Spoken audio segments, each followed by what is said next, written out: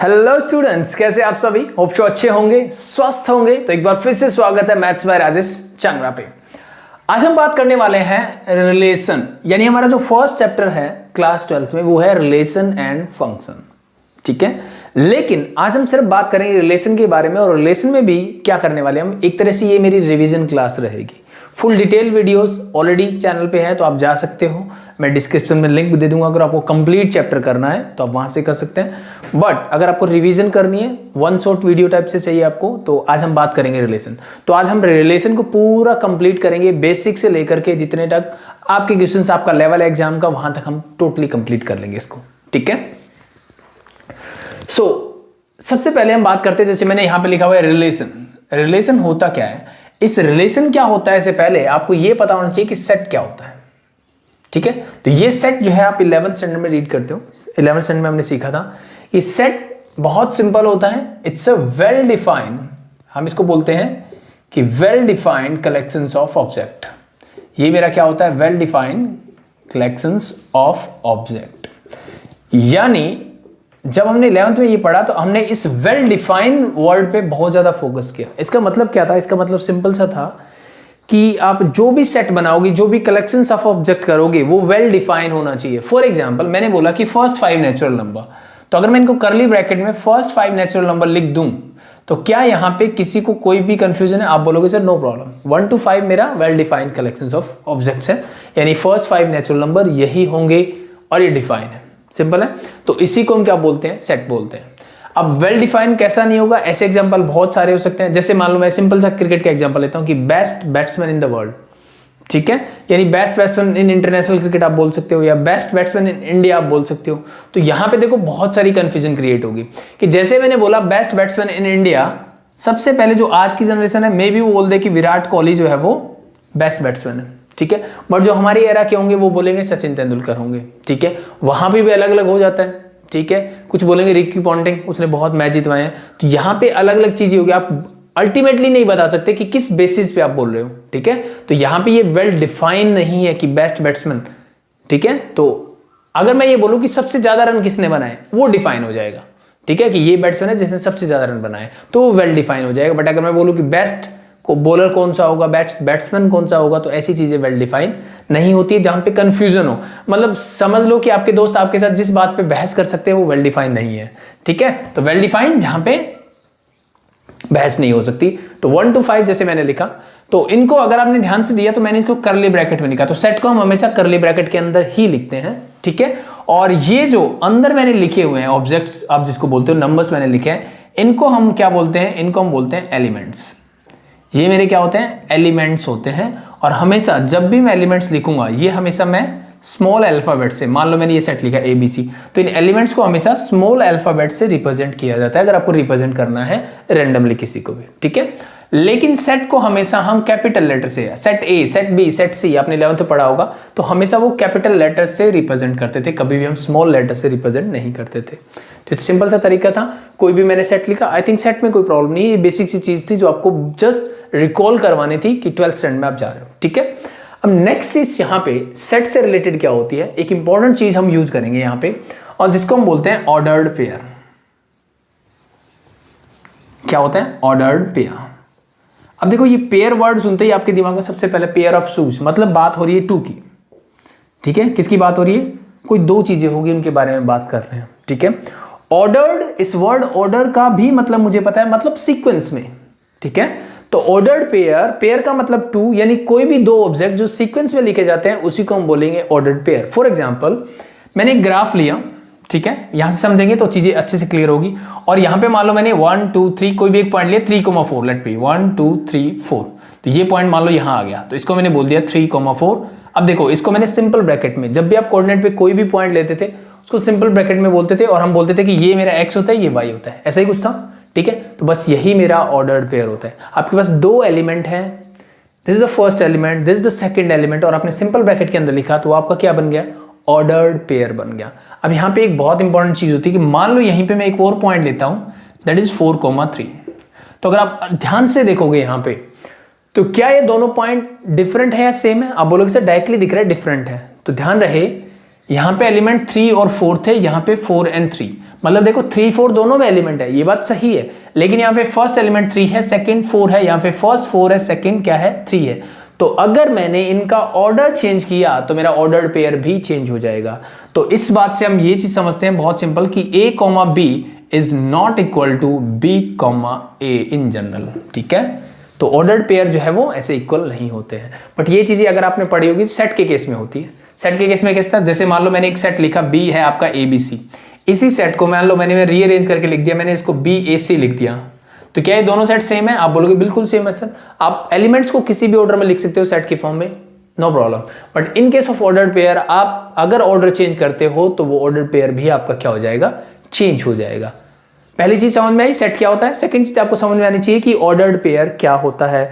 अगर आपको ordered pair समझ में आ गया तो अब हम नेक्स्ट चीज की तरफ बढ़ते हैं। इसको मैं एक बार हटा देता हूं आई थिंक, जो कि ऑर्डर्ड पेयर इंपॉर्टेंट क्यों था? इंपॉर्टेंट इसलिए था कि मान लो मेरे पास एक सेट है A, ठीक है, मान लिया मैंने एलिमेंट है 1 2 एंड 3, कुछ भी ले लिया मैंने। एक सेट है मान लो B और यहां पे एलिमेंट है मेरे पास A कॉमा B, ठीक है, ये दो सेट आपके पास गिवन है। अगर मैं आपसे बोलूं कि इन दोनों सेट को मुझे मल्टीप्लाई करना है, यानी इन दोनों सेट का मुझे क्या निकालना है, प्रोडक्ट निकालना है। क्या निकालना है? प्रोडक्ट निकालना है। तो कैसे निकालेंगे? उसके लिए मुझे इन ऑर्डर्ड पेयर की जरूरत पड़ती है। तो इसको ऑर्डर्ड पेयर कोई भी दो सेट का निकालने के लिए सिंपल सा तरीका होता है। क्या होता है? It's very simple. यहां पे आपको ध्यान रखना है कि आप निकाल क्या रहे हो। आप बोलोगे सर मैं निकाल रहा हूं A इंटू B, ठीक है, तो जो A है, जो पहला सेट आपने लिखा है, वो जो आपके ऑर्डर्ड पेयर बनेंगे उसका पहला एलिमेंट होगा। फॉर एग्जाम्पल मैं आपको करके दिखाता हूं कि यहां से मैंने पहला एलिमेंट 1 लिया और इसका पहला एलिमेंट लिया A, तो आपको क्या करना है, A इंटू B एक्चुअली में क्या होता है, ये आपका सेट ही होगा, बट सेट इसके एलिमेंट कैसे होंगे, ऑर्डर्ड पेयर की फॉर्म में होंगे, ध्यान रहे। एंड जब मैंने बोला कि A इंटू B, तो इसका मतलब समझ जाओ कि पहला एलिमेंट हमेशा पहले सेट को बिलोंग करना चाहिए, दूसरा एलिमेंट हमेशा दूसरे सेट को बिलोंग करना चाहिए, ठीक है। पहली चीज क्लियर। अब मल्टीप्लाई कैसे करना है, सिंपल देखो, आपने पहला एलिमेंट उठाया इसका 1, तो ये और ये मैंने दोनों कंबाइन किए, क्योंकि मैं इन दोनों की मल्टीप्लाई कर रहा हूं, 1 कॉमा A लिखा। अब इसका कॉम्बिनेशन B के साथ भी बन सकता है, तो मैंने लिख दिया 1 कॉमा B। ये चीज ध्यान रहे कि 1 फर्स्ट सेट से आ रहा है A इंटू B, तो मैं पहले ही लिखूंगा। सिमिलरली आप 2 को कर सकते हो कि आप 2 कॉमा A, 2 का पेयर A के साथ बना सकते हो, 2 का पेयर आप B के साथ भी बना सकते हो, क्लियर। अब 3 का आप बोलोगे सर 3 कॉमा A हो जाएगा और ये हो जाएगा 3 कॉमा B। तो ये जो फाइनल सेट बन के आया, यही आपका क्या होता है, प्रोडक्ट होता है। और इस प्रोडक्ट को हम बोल देते हैं कार्टेशियन प्रोडक्ट। क्या बोल देते हैं भाई, Cartesian product. I hope it is simple and clear to everyone. Sorry, ठीक है, ये होता है आपका कार्टेशियन प्रोडक्ट, सिंपल। आप कार्टेशियन क्यों बोलते हैं? अगर आपने देखा होगा कि एक्स वाई प्लेन को हम क्या बोलते हैं, कार्टेशियन प्लेन ही बोलते हैं। यहां पे एलिमेंट होते हैं एक्स वाई की फॉर्म में ऐसे, ठीक है, तो इसीलिए प्रोडक्ट हम मल्टीप्लाई कर रहे हैं, बट कार्टेशियन प्रोडक्ट, क्योंकि ये जो एलिमेंट है देखो ये कार्टेशियन फॉर्म में, यानी एक्स वाई की फॉर्म में आपको मिल रहा है, ऑर्डर्ड पेयर की फॉर्म में आपको मिल रहा है, तो इसलिए मैंने इसको क्या बोल दिया, कार्टेशियन प्रोडक्ट बोल दिया। आई थिंक समझ में आया, सिंपल है। अब यहां से मुझे समझ में आया कि अगर मैं B इंटू A निकालूं तो sir, so B into A निकालोगे तो कॉन्सेप्ट वही रहेगा। अब जो ऑर्डर्ड पेयर यहां पे बनेंगे, वहां पे पहला एलिमेंट किसका होना चाहिए, सेट B का होना चाहिए, सिंपल। तो सेट B का एलिमेंट A लिया, मान लो मैंने, तो A लिया। अब A किसके साथ जा सकता है, 1 के साथ जा सकता है, बिल्कुल सर। A किसके साथ, 2 के साथ भी जा सकता है, और A जा सकता है 3 के साथ। सो देखो पहला एलिमेंट, अब यहाँ पे पहला सेट क्या है, B के साथ होगा, ठीक है। तो A,1, A,2, A,3 बन गया। अब मान लो मैंने B उठाया, तो ये हो सकता है आपका B,1, then similarly B,2 and also B,3। तो ये आपका ऑर्डर्ड पेयर, मतलब कार्टेशियन प्रोडक्ट आ गया B इंटू A। ये A इंटू B था, ये B इंटू A। और यहां से मुझे एक चीज डायरेक्टली समझ में आ गई कि sir in general A into B जो है वो B इंटू A के इक्वल नहीं होगा। समझ में आया, सिंपल। A इंटू B जो है वो B इंटू A के इक्वल नहीं होगा in general, simple. I think product समझ में आ गया। कार्टेशियन प्रोडक्ट में कुछ नहीं करना है, आपको A इंटू B निकालना है, तो इसका एक एलिमेंट उठाओ, उसकी पेयर बना दो इसके साथ, ऑर्डर्ड पेयर। दूसरा एलिमेंट उठाओ, सबके साथ बना दो, तीसरा उठाओ, सबके साथ बनाओ। अब इनको आप आगे पीछे कैसे भी लिख दो, कोई फर्क नहीं पड़ता है, ठीक है। अब 1 कॉमा A, 1 कॉमा B, मान लो इसको पहले लिख दिया, इसको बाद में लिख दिया, तो वो टोटली आपकी चॉइस है कैसे करना चाहिए, जैसे आपका सेट का था। अब ये जो है, ये एक सेट का एलिमेंट है आपका, इस एलिमेंट को आप आगे पीछे कहीं भी लिख दो, कोई फर्क नहीं पड़ेगा, सिंपल। एक सिंपल सी चीज और पूछी जाती है ऑर्डर्ड पेयर से रिलेटेड, कि अगर मैं डायरेक्टली आपसे पूछूं कि number of element in A into B क्या होगा, ठीक है, तो एक सिंपल सा फॉर्मूला इसके लिए यूज होता है, number of element in A into number of element in B. अगर आप ऑब्जर्व करोगे ऊपर वाले, तो यहां पे नंबर ऑफ एलिमेंट क्या थे सर 3 है, यहां पे नंबर ऑफ एलिमेंट कितने हैं सर 2 है, तो ए इंटू बी में नंबर ऑफ एलिमेंट कितने होने चाहिए, इस फॉर्मूले के हिसाब से 3 2 जा मतलब 6 होने चाहिए। काउंट करके देखो 1 2 3 4 5 6। सिमिलरली अगर मैं ये भी बोलूं कि number of element in B into A क्या होना चाहिए, तो वो भी क्या होगा, सेम ही होगा, number of element in A B same. ठीक है, दोनों में नंबर ऑफ एलिमेंट क्या होगा, सेम होगा। आई थिंक यहां तक चीजें क्लियर है। ये आपका हो गया Cartesian product, simple clear okay.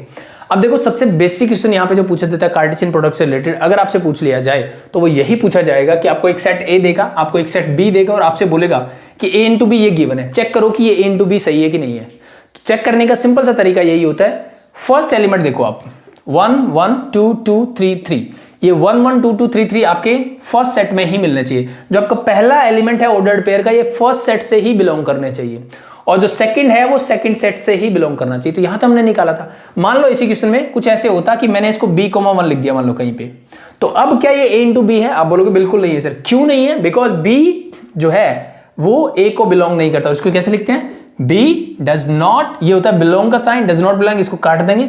b जो है वो सेट a को बिलोंग नहीं करता है, क्योंकि b मैंने पहले लिखा हुआ है, तो ये सेट a में नहीं है, इसलिए ये इसका कार्टेशियन प्रोडक्ट नहीं हो सकता। ठीक है, ये सिंपल सा तरीका होता है चेक करने का। सिमिलरली आप सेकंड चेक करोगे। आई होप इट इज क्लियर। तो चलो इसको फटाफट से रब करते हैं और अब बढ़ते हैं नेक्स्ट कॉन्सेप्ट की तरफ। ठीक है, और उससे भी पहले चलो मैं यही बता देता हूं कि जैसे मैंने आपको ये बोला कि सर मैं a इंटू बी और b इंटू ए निकालता हूं। अब मान लो मैंने एक सेट a लिया, जैसे मैंने पहले लिखा था, मान लो मैंने a, b लिख दिया इसको।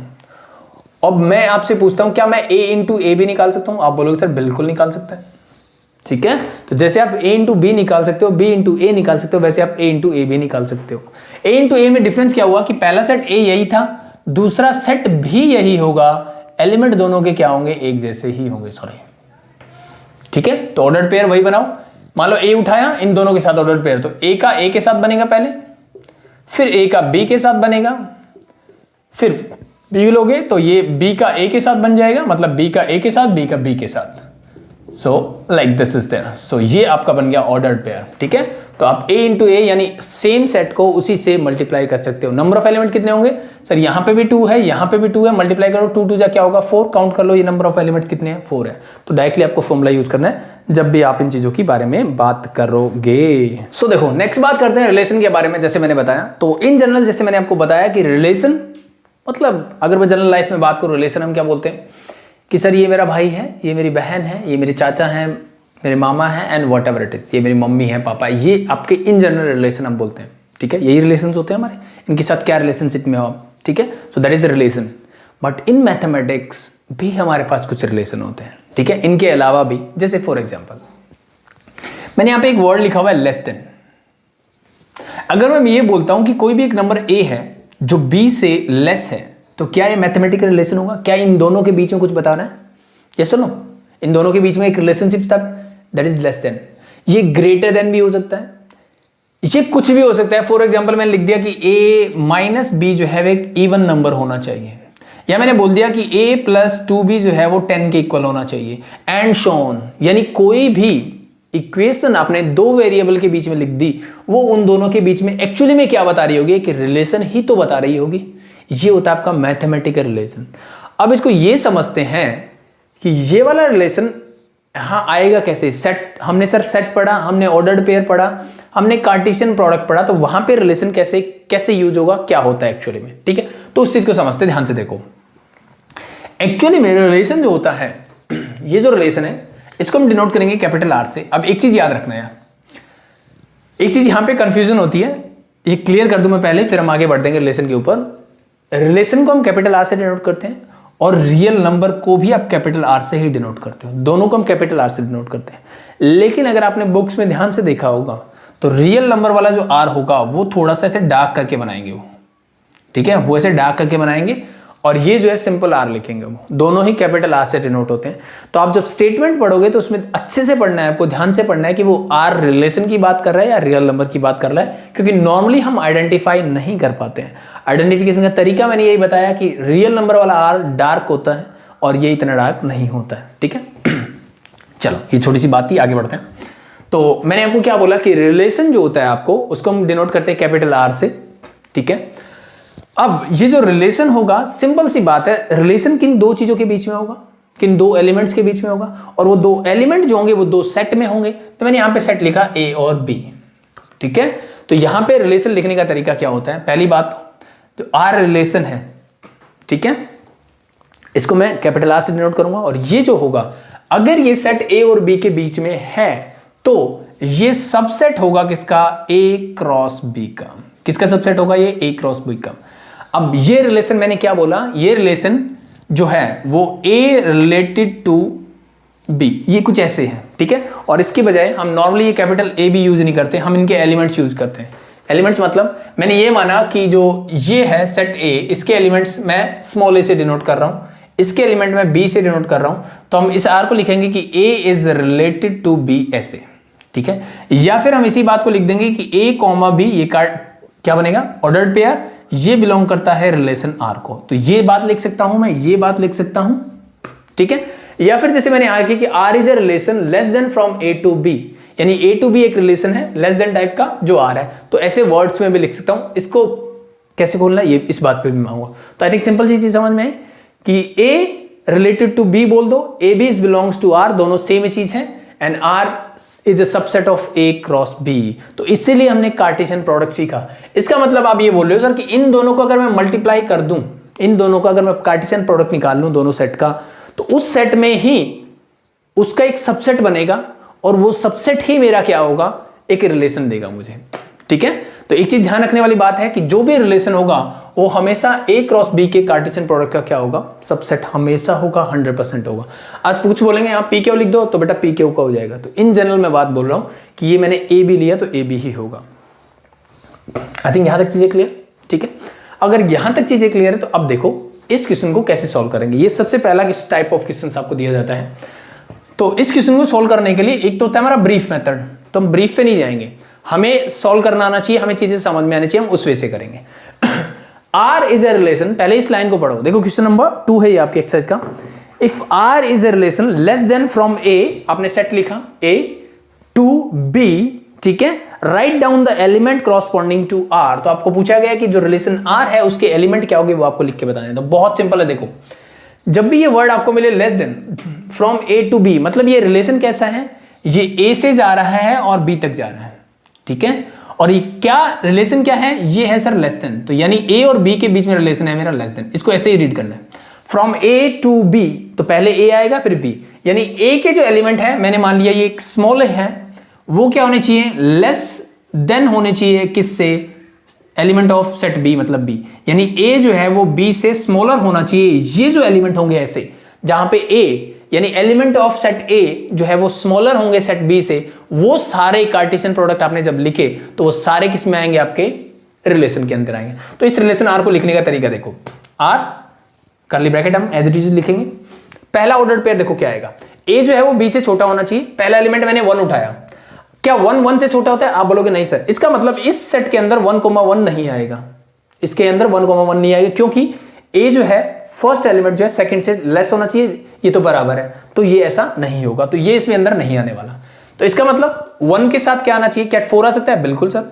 1 के साथ क्या 5 आ सकता है, बिल्कुल सर। तो ये दोनों एलिमेंट इसमें आएंगे, 1 का काम खत्म।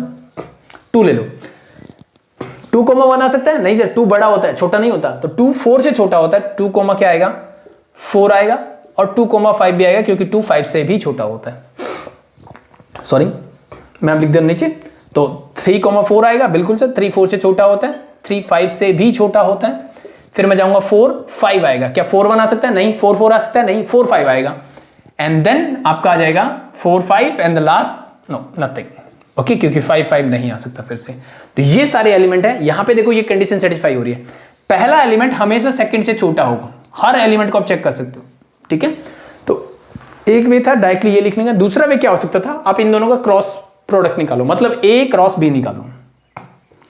ए क्रॉस बी जब निकालोगे उसमें ये एलिमेंट उठा लो जिनमें फर्स्ट एलिमेंट सेकंड से छोटा हो, तो अल्टीमेटली रिजल्ट यही आएगा। बट आपको डायरेक्टली ये ऐसे ही करना है जब गिवन हो, आपको क्रॉस प्रोडक्ट नहीं निकालना, आपको चेक करना, आप चेक कर सकते हो, ए क्रॉस बी निकालो, ये जो रिलेशन आया ये ए क्रॉस बी का क्या होगा, एक सबसेट ही होगा, सिंपल, ठीक है। सॉरी, ये होता है आपका रिलेशन। आई थिंक समझ में आ गया होगा कि रिलेशन क्या होता है और कैसे निकालना है आपको, रिलेशन लिखना कैसे है।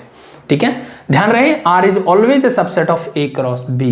इसका मतलब फर्स्ट एलिमेंट हमेशा A को ही बिलोंग करेगा, सेकंड एलिमेंट हमेशा B को ही बिलोंग करेगा, क्योंकि ये इसमें ऐसा होता है और ये इसी का सबसेट है। चीजें क्लियर? अब आप ऐसे रिलेशन बहुत सारे बना सकते हो, कुछ भी दिया जा सकता है, उसके बेसिस पे आप रिलेशन बना सकते हो यहाँ पे आराम से। ठीक है, आई होप इट इज क्लियर। देखो नेक्स्ट चीज जो यूज होती है आपके रिलेशन में, एक वर्ड यूज होता है डोमेन। आपसे पूछा जाए कि ये एक रिलेशन गिवन है, इसका डोमेन क्या होगा? ठीक है, इसका क्या होगा, डोमेन क्या होगा? तो सिंपल सी एक बात समझ जाओ, डोमेन का मतलब ये होता है कि जो इस रिलेशन में जितने भी ऑर्डर्ड पेयर हैं उनका जो फर्स्ट एलिमेंट है उनका एक सेट बना लो, वही सेट आपका क्या होगा, इसका डोमेन होगा। तो देखो मैंने 1 लिखा तो 1 इसमें आना चाहिए। अब सेट में हम रिपीट नहीं करते किसी भी चीज को, तो ये 1 लिख दिया तो ये ऑटोमेटिकली आ गया। फिर मैंने लिख दिया 2 आ गया, फिर 3 लिखा, 3 रिपीट हो रहा है, नहीं लिखेंगे, लास्ट आपका 4।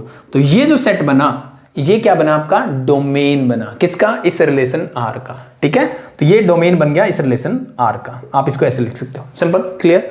अब अगर आपने ध्यान से देखा तो ये जो डोमेन था ये फर्स्ट सेट A, क्योंकि रिलेशन A to B जा रहा है, फ्रॉम A to B है, तो ये हमेशा क्या होगा, सबसेट होगा सेट A का।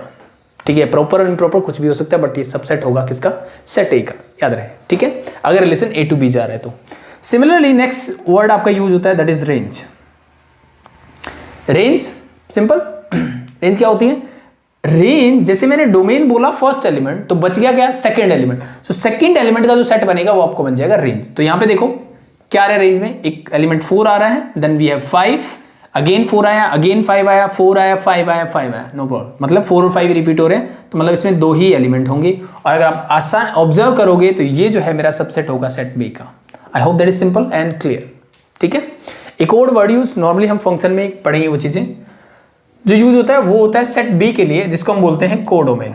क्या बोल देते हैं हम इसको, कोडोमेन। तो सेट बी जो होता है डायरेक्टली, अगर रिलेशन मेरा A to B जा रहा है तो सेट बी जो होगा उसको हम बोल देते हैं codomain. I hope it is simple and clear. ठीक है, अब एक मैं जनरल क्वेश्चन पूछता हूं आपसे, अगर आपको रिलेशन से चीजें क्लियर हुई तो मान लो मेरे पास सेट A और B गिवन है, ठीक है, और मैं आपसे ये पूछता हूं कि नंबर ऑफ रिलेशन कितने होंगे, number of relation from A to B, from A to B। मैंने आपसे नंबर ऑफ रिलेशन पूछे, A to B में नंबर ऑफ रिलेशन क्या होंगे वो आपसे पूछा गया, तो आप कैसे बताओगे? ठीक है, अब देखो सिंपल सा तरीका होता है, एक चीज मैंने थोड़ी देर पहले सीखी कि रिलेशन R जो होता है वो सबसेट होता है A क्रॉस B का। अगर मैं बात कर रहा हूं relation A to B define है तो, ठीक है, ये A क्रॉस B का क्या होता है, एक सबसेट होता है। ठीक है, तो रिलेशन कितने पॉसिबल हो सकते हैं, जितने सबसेट पॉसिबल हो सकते हैं उतने ही रिलेशन हो सकते हैं। तो अगर मैं आपसे सिंपल से एक बात पूछूं जो आपने 11th स्टैंडर्ड में सीखी थी कि मान लो ये सेट A है और मैं सिर्फ सेट A के आपसे क्या पूछता हूं, सबसेट कितने होंगे, तो आपका आंसर होगा सर ये फॉर्मूला होता है 2 raised to power n। Number of subset of any set is equal to 2 raised to power n, where n is the number of element. Okay, तो मेरा रिलेशन क्या है भाई, मेरा रिलेशन है सर A क्रॉस B का सबसेट। तो A क्रॉस B के एलिमेंट क्या होंगे, आप बोलोगे sir number of element in A and number of element in B। मान लो मैंने number of element in A बोले n है, number of element in B मैंने बोला m है, तो total number of element in A cross B क्या होता है, NA इंटू NB, मतलब दोनों को मल्टीप्लाई कर दो। तो number of element in A cross B क्या होगा, NM होगा। और नंबर ऑफ रिलेशन, इसके सबसेट कितने होंगे, एलिमेंट ये है 2 raised to power, ये लिख दो 2 raised to power NM जो होता है आपका number of relation from any set A to B। ठीक है, वेयर 2 तो कांस्टेंट है, n is the number of element in first set, m is the number of element in second set. ठीक है, इनको आगे पीछे कुछ भी करके लिख दो, डजंट मैटर, वो फर्क नहीं पड़ता। तो ये आपका सिंपल सा क्वेश्चन कई बार पूछ लिया जाता है, नंबर ऑफ रिलेशन अगर आपको फाइंड आउट करने हो तो। ठीक है, तो डोमेन हो गया, रेंज हो गया, कोडोमेन हो गया, एंड देन हमने बात कर ली नंबर ऑफ रिलेशन के बारे में। अब एक बहुत इंपॉर्टेंट सा टॉपिक बचता है जिसको हम बोलते हैं टाइप ऑफ रिलेशन। सबसे ज्यादा क्वेश्चंस इसी टॉपिक से पूछे जाते हैं। कुछ 2-3 टाइप के क्वेश्चन टाइप ऐसे होते हैं जो आपको जनरली पता होने चाहिए, बाकी 3 types of relation are very very important, जिन पे हम बेस्ड क्वेश्चंस करेंगे। ठीक है, तो इसको फर्दर प्रोसीड करने से पहले मैं एक फर्स्ट टाइप ऑफ रिलेशन में आपको यहीं पे बता देता हूं। अगर आपने क्वेश्चन नंबर 2 को ध्यान से पढ़ा होगा तो उस क्वेश्चन में इस रिलेशन को लिखने के बाद एक लाइन और भी यूज की गई है, उसने बोला है find the inverse relation of R, यानी सबसे पहला टाइप आपका बन के निकलता है यहाँ पे inverse of a relation, inverse of a relation. अब देखो इनवर्स का मतलब हम सब जानते हैं, ठीक है, बात कर रहे हैं उल्टा सॉरी। तो अगर मेरे पास एक नंबर है 5, मैं बोलूं इसका इनवर्स क्या होगा, तो आप बोल दोगे सर 1/5 कर लो, इसको उल्टा कर लो, ये हो जाएगा इसका, ठीक है, यही होगा, ठीक है। यहां से हम उल्टा ये समझते हैं। लेकिन अगर मैं एक रिलेशन की बात करूं तो यहां पे उल्टा क्या हो सकता है इसका, इसको 1/4 1/1 या 1/4 ऐसे कुछ लिखे, नहीं, यहां पे ये ऑर्डर्ड पेयर मैटर करेगा। अब इसने 1,4 लिखा है, तो कोई भी अगर आपको रिलेशन गिवन है R और आपसे पूछा जाए उस रिलेशन का इनवर्स क्या होगा, तो उस इनवर्स को हम डिनोट करते हैं हमेशा R⁻⁻1 ऐसे लिखते हैं। एक्चुअली में इसको रीड करने का तरीका ये है R inverse, it's not R⁻⁻1, ठीक है। तो जब आप इनवर्स फंक्शंस पढ़ोगे, ठीक है, जैसे हम सेकंड चैप्टर करते हैं इनवर्स ट्रिग्नोमेट्रिक फंक्शंस, तो ये जो -1 है ये एक तरीके से किसी भी रिलेशन फंक्शन को इनवर्स को रिप्रेजेंट करने का तरीका होता है, सिर्फ दैट्स इट, ठीक है। तो R इनवर्स इसको हम ऐसे रीड करेंगे, और R⁻⁻1 इन जनरल हम जैसे लिख देते हैं इसको ऐसे लिखेंगे, तो इसको 1/R मत लिख देना, इट्स नॉट लाइक दैट, ठीक है, इट्स R⁻⁻1। इसका सिंपल सा मतलब ये होता है कि किसी भी फंक्शन का इनवर्स करने का मतलब है कि जो भी ऑर्डर्ड पेयर आपके पास दिख रहे हैं उस रिलेशन में, उन सबको क्या कर दो, उल्टा कर दो, यानी फर्स्ट एलिमेंट को सेकंड बना दो और सेकंड एलिमेंट को बना दो फर्स्ट। यानी 1,4 है तो इसको मैं लिख दूंगा 4,1, 1,4 को मैं क्या लिख दूंगा 4,1, 1,5 को मैं सिमिलरली लिख दूंगा 5,1। नेक्स्ट एलिमेंट आपके पास है 2,4 तो इसको मैं लिख दूंगा 4,2। नेक्स्ट एलिमेंट 2,5 है तो इसको लिख दूंगा 5,2, sorry 5,2, yes sorry. Next one is we have 3,4 तो मैं इसको लिख दूंगा 4,3। ऐसे ही नेक्स्ट एलिमेंट आपके पास है 3,5 एंड 4,5 तो इसको मैं लिख दूंगा 5,3 and 5,4। I hope it's simple and clear, ठीक है। तो ये मेरा इनवर्स रिलेशन आ गया। सिंपल सा तरीका होता है, कोई भी रिलेशन गिवन हो उसमें जो ऑर्डर्ड पेयर होते हैं, क्योंकि रिलेशन में तो ऑर्डर्ड पेयर ही होंगे, इन ऑर्डर्ड पेयर को आप क्या कर दो, उल्टा कर दो, फर्स्ट एलिमेंट को सेकंड बना दो, इनका ऑर्डर चेंज कर दो। मैं बोल रहा हूं ऑर्डर चेंज करने से जो रिलेशन बन के आएगा उसको हम बोलते हैं inverse of the relation. Now the concept is, यहां पे आपसे अगर डोमेन पूछा जाए R इनवर्स का या रेंज पूछी जाए इसकी, तो वो क्या होगी। तो अगर आप ध्यान से देखोगे तो इसका डोमेन वही होगा जो पहले वाले का रेंज था। चेक करके देखो 4 5 4 5 4 5, सिर्फ 4 5 है एलिमेंट, फर्स्ट एलिमेंट यहां पे, तो इसका डोमेन क्या होगा, डोमेन तो वही रहेगा फर्स्ट एलिमेंट। तो यहां पे फर्स्ट एलिमेंट बन रहा है 4,5, और अगर आप ऑब्जर्व करोगे तो जो R की रेंज थी वही इसका डोमेन बन गया। तो इसका मतलब जो इसका डोमेन है वो इसका क्या बन जाएगा, रेंज। तो range of this one is, I can say it will become 1, then we had 2, then we have 3 and then we have 4, so this will become your range. ये डोमेन रेंज बन गया और रेंज बन गया आपका, sorry domain range बन गया और रेंज बन गया domain. I hope it is simple and clear, ठीक है। सो ये होता है आपका इनवर्स रिलेशन। अब एक चीज और बता दूं छोटी सी, कि जैसे मैंने इस रिलेशन को लिखा, relation less than from A to B था। अगर आप ध्यान से देखोगे तो अब ये रिलेशन चेंज हो गया, ठीक है। तो इसके लिखने के दो तरीके हैं मेरे पास, अगर आप अच्छे से ऑब्जर्व कर पाओ तो फर्स्ट रिलेशन में मेरा, अगर आप ध्यान से देखो, जो रिलेशन ओरिजिनल था वहां पे A is less then B था, A is less then B आ रहा था। बट जैसे मैंने इसका इनवर्स लिया, सॉरी 4,1, ये उल्टा हो गया। यानी अब क्या हुआ, अब A जो है वो B से ग्रेटर हो गया।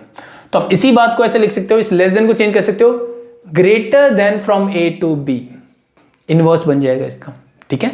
या फिर A और B को चेंज कर दो कि less than from B to A कर दो इसको आप, तो भी रिलेशन इनवर्स हो जाता है इसका। आई बात समझ में। तो अल्टीमेटली मुझे इसको उल्टा करना है। आई होप समझ में आया, ठीक है। तो देखो दोनों बातें एक ही है, इस लेस देन को ग्रेटर देन करने से A is greater than B हो जाएगा, और मैं इसको लेस देन रखता हूं बट मैं यहां A की बजाय B लिख देता हूं। तो इसका मतलब क्या होगा, B to A। और ये क्या बोलना चाह रहा है मुझे, ये बोलना चाह रहा है कि पहला जो एलिमेंट है यानी B, वो होगा लेस, स्मॉलर होना चाहिए किससे, A से। तो इस और इस बात में क्या डिफरेंस है, दोनों बातें सेम ही है। तो आप कैसे भी इसको इंटरप्रेट कर सकते हो और सीख सकते हो। I hope it is clear. So देखो फर्स्ट टाइप ऑफ रिलेशन लेते हैं। फर्स्ट तो मैं कर चुका हूं, सेकंड बोल सकते हो, इनवर्स रिलेशन हम पढ़ चुके हैं, that is your universal relation. क्या होगा, यूनिवर्सल रिलेशन के बारे में बात करते हैं। यूनिवर्सल रिलेशन क्या होता है, ठीक है।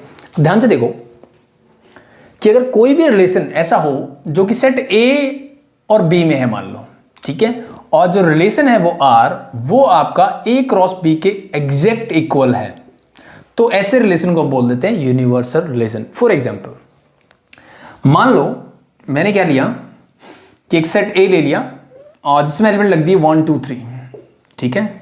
एक दूसरा एलिमेंट है B, सेट है B, सॉरी, इसमें लिख दिया मैंने 4 5, ठीक है। मैंने एक रिलेशन R डिफाइन किया फ्रॉम A टू B, आप बोल सकते हो, ठीक है। मैंने R रिलेशन को डिफाइन किया from A to B such that sum of A and B is a natural number, is a natural number. ये मैंने डिफाइन कर दिया। मान लो मैंने क्या बोला कि सेट A और B के जो एलिमेंट है उनका सम जो है वो अगर नेचुरल नंबर होता है तो वो इस रिलेशन में आएंगे, बिलोंग करेंगे। तो अब चेक करते हैं रिलेशन R में क्या क्या आ सकते हैं। ध्यान से देखो, मैंने 1 को लिया पहले, 1 + 4 5, 5 क्या नेचुरल नंबर होता है? बिल्कुल सर होता है। तो मतलब ये 1 4 एक पेयर बनाएगा। फिर मैंने बोला 1 5 होगा क्या? सर बिल्कुल, 1 + 5 6 होता है, तो मतलब ये भी इस रिलेशन में आएगा। 2 + 4 6 होता है सर, अगेन ये रिलेशन में आएगा। 2 + 5 लोगे तो भी इस रिलेशन में आएगा, और अगर मैं एट लास्ट 3 + 5 लूंगा तो भी वो इस रिलेशन को बिलोंग करते होंगे। तो ये सारे एलिमेंट जो है इस रिलेशन में आ रहे हैं। तो अगर अब मैं आपसे पूछूं कि A क्रॉस B आप निकालो तो क्या होगा, तो आप बोलोगे सर बिल्कुल सेम यही होगा। 1 को 4 के साथ, 1 को 5 के साथ, 2 को 4 के साथ, 2 के 5 के साथ बनाओगे पेयर, फिर 3 का 4 के साथ और 3 का 5 के साथ। तो एग्जैक्टली अगर आप चेक करोगे तो सब कुछ, आई थिंक हमने कुछ मिस कर दिया, 3 और 4 मिस कर दिया इसमें, सॉरी। तो इसमें 3 4 भी आएगा ना, हमने मिस कर दिया। 3 + 4 भी 7 ही होता है, वो भी एक नेचुरल नंबर होता है। तो इन सब का सम जो है वो एक नेचुरल नंबर आ रहा है, तो मतलब सारे सेट आएंगे यहाँ पे, ठीक है। तो जितने एलिमेंट A क्रॉस B में थे वो सारे एलिमेंट R में है। तो ऐसे सेट को, ऐसे रिलेशन को हम बोल देते हैं universal relation. I hope it is clear. तो सिंपल से याद रखना कि रिलेशन जो A क्रॉस B के इक्वल होता है उसी रिलेशन को हम बोल देते हैं यूनिवर्सल रिलेशन। Simple, clear. अब नेक्स्ट की तरफ बढ़ते हैं, जिसको हम बोलते हैं एम्प्टी रिलेशन। एम्प्टी रिलेशन, अब ये एम्प्टी रिलेशन क्या होता है, ध्यान से देखो। जैसे यूनिवर्सल रिलेशन क्या होता है, यूनिवर्सल रिलेशन मतलब सब कुछ आ गया, जितना था, जितने एलिमेंट थे, जितने ऑर्डर पेयर बन सकते थे सब बन गए, वो A क्रॉस B के इक्वल हो गया। एम्प्टी मतलब खाली, ऐसा रिलेशन जिसमें कुछ नहीं हो, उस रिलेशन को हम बोलेंगे एम्प्टी रिलेशन। और इससे रिलेटेड आपका एक क्वेश्चन गिवन है, वही मैं करवा देता हूं। चलो, वहां पे आपको सेट A और B गिवन है। अब क्वेश्चन नंबर 1 ध्यान से पढ़ें, आपकी स्क्रीन पे आ गया होगा कि लेट A = 3 5। एक सेट A गिवन है जिसके एलिमेंट्स आपको गिवन है 3 5, ठीक है। एक सेट आपके पास है B जिसके एलिमेंट आपको गिवन होंगे, आई थिंक इट्स 7 and 11। अब ध्यान से देखो, इसने क्या बोला है, इसने बोला है कि शो दैट, आपको प्रूव करना है the relation R given by R = A, B। अब रिलेशन को कैसे डिफाइन किया उसको ध्यान से समझो कि R = इसने डिफाइन किया A, B, मतलब ये ordered pair, set of ordered pair ही होगा। एक और नई चीज सीखोगे आप यहां से, ठीक है। रिलेशन को रिप्रेजेंट करने का दूसरा तरीका, R एक रिलेशन डिफाइन किया कैसे, A B सच दैट, ये सिंबल होता है सच दैट का, हम सेट में जानते हैं। A बिलोंग्स टू A, जो सेट पहला एलिमेंट है वो पहले सेट को बिलोंग करेगा, दूसरा एलिमेंट जो है वो दूसरे सेट को बिलोंग करेगा। इतना इसने बोला, और फिर इसने ये बोला कि A - B, इसने बोला कि A - B is odd. A - B क्या होना चाहिए, ऑड होना चाहिए। ये इस रिलेशन में इसने डिफाइन करके मुझे बताया। तो ये एक रिलेशन है। तो देखो, इसी बात को लिखने का दूसरा तरीका भी हो सकता था कि R is from A to B such that A - B is odd, A - B is even, or whatever it is। तो ये इसने गिवन है। अब ध्यान से देखो, अब मैं आपसे पूछता हूं कि इस रिलेशन में कौन से क्या है एलिमेंट आ सकते हैं। तो सबसे पहले मान लो आपने 3 चूज किया और आपने चेक किया 3 और 7, इन दोनों का डिफरेंस चेक करो। तो इन दोनों का डिफरेंस मतलब 3 - 7 करोगे तो आपको मिलेगा 4 -4। 4 क्या होता है, इवन। क्या वो ओड होता है, नहीं। 3 - 11 चेक करो, आपको अगेन मिलेगा 8, माइनस का 8, वो भी क्या होता है, इवन होता है, ऑड नहीं होता। 5 - 7 क्या मिलेगा, 2, इवन। 5 - 11 इवन। तो सारे नंबर ही आपको इवन मिल रहे, तो मतलब कोई भी ऑड नहीं मिल रहा, कोई ऑड नहीं मिल रहा। तो इस रिलेशन के अंदर क्या मिला आपको, कुछ नहीं मिला। यानी ये जो रिलेशन है एक तरह से एम्प्टी और वॉइड और नल सेट बन गया आपका, ठीक है। तो ऐसे रिलेशन जिनमें नंबर ऑफ एलिमेंट क्या होंगे, 0 होंगे, कोई भी एलिमेंट नहीं होगा, ऐसे रिलेशन को हम बोलते हैं एम्प्टी रिलेशन, ठीक है। अब इस क्वेश्चन को मैंने डायरेक्ट चीजें बताई, आप ऐसे भी बोल सकते हैं डायरेक्टली कि सेट A के सारे एलिमेंट ऑड है, B के भी ऑड है, और जब हम 2 ऑड नंबर को सब्ट्रैक्ट करते हैं तो आपको हमेशा इवन नंबर मिलता है, न कि ऑड, ठीक है। हमेशा याद रखना, 2 ऑड नंबर या 2 इवन नंबर को ऐड या सब्ट्रैक्ट करने की दोनों ही कंडीशंस में आपको हमेशा इवन नंबर ही मिलेगा। आई hope it is simple and clear. So I think सबको क्लियर है इनवर्स रिलेशन क्या होता है, यूनिवर्सल रिलेशन क्या होता है, एम्प्टी रिलेशन क्या होता है। नेक्स्ट क्वेश्चन मैंने डायरेक्टली लिख दिया है ताकि वहां से हम डायरेक्टली सीख सके फटाफट से कि नेक्स्ट टाइप ऑफ रिलेशन कैसे होते हैं। तो उनमें सबसे पहला जो रिलेशन आता है वो आता है आइडेंटिटी रिलेशन। Identity relation. अब ये आइडेंटिटी रिलेशन क्या होता है उसके बारे में सीखते हैं फटाफट से। इस रिलेशन को नॉर्मली हम आई, ठीक है, आर से डिनोट कर लेते हैं। कई बार आपको आई और आई आर लिखा हुआ मिले तो समझ जाओ कि वो आइडेंटिटी रिलेशन के बारे में बात कर रहा है। इसके बारे में थोड़ी सी चीजें जान लो तो फिर आपको अंदाजा भी हो जाएगा कि किस टाइप की चीजों के बारे में बात करता है, ठीक है। तो जनरली आइडेंटिटी रिलेशन का मतलब होता है x is equal to Y. इस टाइप की जो फॉर्म होती है वो रिलेशन आपका बन जाता है, ठीक है। आइडेंटिटी फंक्शन हम पढ़ेंगे आगे। तो आइडेंटिटी रिलेशन क्या होता है उसके बारे में बात करते हैं। सिंपल, ये आइडेंटिटी रिलेशन हमें क्या बोलता है कि ये जो रिलेशन है वो एक सेम सेट में होगा, यानी ये A टू A ही होगा। जैसे हमने A क्रॉस A सीखा, तो A क्रॉस A निकाल सकते हैं तो उसके सबसेट हो सकते हैं। उसके सबसेट है तो मतलब इनमें रिलेशन भी पॉसिबल है। तो किसी भी सेम सेट में रिलेशन जो होता है उसको, ठीक है, पहली चीज ये कंडीशन, पहली कंडीशन ये है, जो इंपॉर्टेंट रिलेशन होंगे वो सारे ऐसे ही होंगे, A टू A ही, मतलब सेम सेट में बिलोंग करेगी। First thing. सेकेंड थिंग ये क्या बोलता है कि A, belongs to relation R। ये आइडेंटिटी रिलेशन कब होगा? For A, A belongs to R, for all, we can say for all के लिए सिंबल यूज करते हैं, for all A belongs to set A, और साथ में लिख देता हूं ओनली, ठीक है। ये वर्ड ओनली बहुत काम आएगा। मैंने यहां पे क्या बोला, सिंपल सी चीजें समझो। मैंने ये बोला कि वो सारे एलिमेंट जो सेट A में हैं उनके लिए क्या होना चाहिए, एक रिलेशन ऐसा होना चाहिए जहां पे हर एक एलिमेंट अपने आप से खुद से रिलेट करे। ऐसे रिलेशन को हम बोल देते हैं आइडेंटिटी रिलेशन। फॉर एग्जांपल, मैंने एक सेट ले लिया, मान लो A, मैंने उसके एलिमेंट लिख दिए 1 2 3 एक मिनट के लिए, और फिर मैंने बनाया एक रिलेशन जहां पे क्या हो रहा है कि 1 1 से रिलेट कर रहा है, 2 2 से रिलेट कर रहा है, और 3 जो है वो 3 से रिलेट कर रहा है। ऐसे रिलेशन को हम बोल देंगे आइडेंटिटी रिलेशन। ध्यान देखो, फॉर ऑल A मैंने बोला है, ठीक है। तो एक एलिमेंट 1 था, 1 1 से रिलेट कर रहा है, सेकंड एलिमेंट 2 था, 2 2 से रिलेट कर रहा है, थर्ड एलिमेंट 3 था, 3 3 से रिलेट कर रहा है। ऐसे रिलेशन को हम बोलते हैं identity relation. I hope it is clear. अब इसमें बेसिक चीजें जो आइडेंटिफाई करने की होती है कि ये तो समझ में आ गया सर, ये होगा। मान लिया जाए कि मान लो 1 1 से रिलेट नहीं करता, मेरा एक ऐसा रिलेशन बना जहां 1 1 को रिलेट नहीं करता, तो क्या होगा अब बताइए, ठीक है। तो क्या ये आइडेंटिटी रिलेशन बचा? नहीं, क्योंकि मैंने बोला कि for all A belongs to A, जितने भी A के अंदर एलिमेंट है वो सब खुद से बिलोंग करने चाहिए। तो अब ये आइडेंटिटी रिलेशन नहीं है, पहली चीज, ठीक है। आई होप इट इज क्लियर। तो 1 1 यहां पे आना चाहिए। सेकंड थिंग, बाई चांस मैंने ये बोला कि 1 1 इसको रिलेट करता है, 2 2 भी करता है सर, 3 3 भी करता है, और साथ में मान लो 1 4 या कोई और एलिमेंट जो है वो इससे बिलोंग करता है। क्या अब ये आइडेंटिटी रिलेशन है? चेक करते हैं। मैंने यहां पे एक वर्ड लगाया था ओनली, ठीक है। तो इस ओनली का मतलब यही था कि A को मैं A रिलेशन में होनी चाहिए, for all A belongs to A only, मतलब इसके अलावा भी कुछ नहीं होना चाहिए। तो अगर ऐसा कुछ भी दिख गया आपको कि 1 1 से रिलेट करता है, 2 2 से करता है, 3 3 कैसे करता है, लेकिन इसके अलावा भी कुछ करता है, तो ये भी आइडेंटिटी रिलेशन नहीं होगा। तो आइडेंटिटी रिलेशन किस कंडीशन में होगा? सिंपल सा तरीका ये है, आइडेंटिटी रिलेशन सिर्फ ऐसे होगा 1 1 2 2 3 3, बस। इसके अलावा ना इससे कम ना इससे ज्यादा। जितने एलिमेंट है उतने ही ऑर्डर्ड पेयर, और सब एलिमेंट खुद से रिलेट करें, तभी हम इसको आइडेंटिटी रिलेशन बोलेंगे, अदरवाइज हम इसको आइडेंटिटी रिलेशन नहीं बोलेंगे। आई think it is clear and simple. तो ये क्वेश्चन जो मैंने लिखा था, अगर आप बता सको तो क्या मुझे बता सकते हो ये आइडेंटिटी रिलेशन होगा कि नहीं? 1 2 3 4 एलिमेंट है, तो 1 1 यहां पे है, 2 2 यहां पे है, 3 3 यहां पे है, 4 4 यहां पे है, लेकिन इसके अलावा 2 3 और 1 2 भी है। इसका मतलब ये आइडेंटिटी रिलेशन नहीं है, क्योंकि ये इस कंडीशन को सेटिस्फाई नहीं करता। इसके अलावा भी कुछ अदर चीजें आ रही है तो वो जो ये टॉलरेट नहीं करेगा, तो मतलब ये आइडेंटिटी रिलेशन नहीं है। सिंपल। बट ये क्वेश्चन आइडेंटिटी रिलेशन से नहीं है जो मैंने आपसे पूछा, तो ये पता होना चाहिए आपको सबसे पहला। अब मैं बढ़ता हूं नेक्स्ट, जिसको हम बोलते हैं रिफ्लेक्सिव रिलेशन।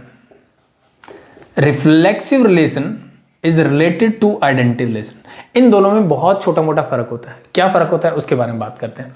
ये भी ऐसे बोलता है कि ये A टू A ही डिफाइन होगा सर रिलेशन, ठीक है, सेम सेट में होगा, और A belongs to relation R, for all A belongs to A, यानी जितने भी एलिमेंट सेट A में है वो खुद से क्या करने चाहिए? रिलेट करने चाहिए। लेकिन यहां पे एक चीज याद रखना, यहां पे मैंने ये ओनली लिखा, यहां पे मैंने ओनली नहीं लिखा है। तो जो बच्चे समझदार है वो समझ गए होंगे कि एक्चुअली में क्या होने वाला है, रिफ्लेक्सिव और आइडेंटिटी में क्या डिफरेंस है।